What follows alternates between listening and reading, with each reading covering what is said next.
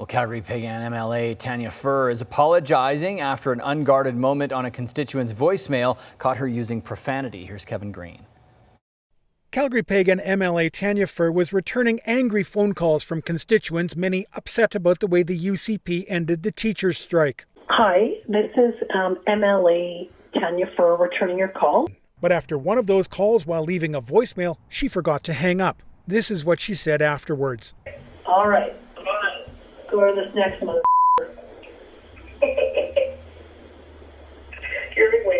Hello, my name is Doug Furby. This is Doug Furby, the next caller Furr's voicemail refers to.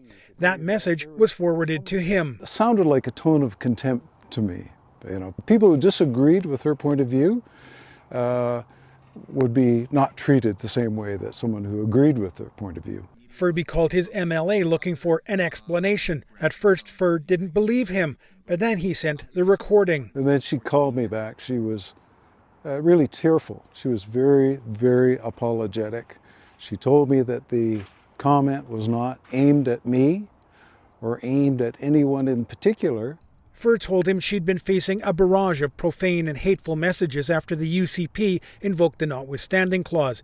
In a statement to CTV, Furr wrote, "In a moment of poor judgment, I flippantly used an inappropriate word that I had been called following political disagreement over the past few weeks. I have offered my sincere apologies to the individual." Furby says Furr even played him some of the calls she'd received, and he believes her apology was heartfelt.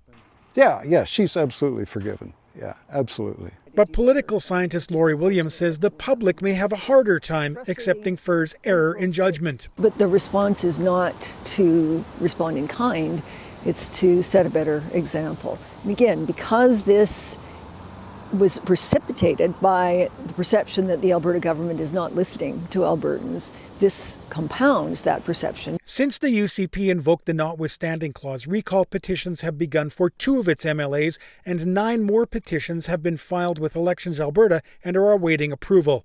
Kevin Green, CTV News, Calgary.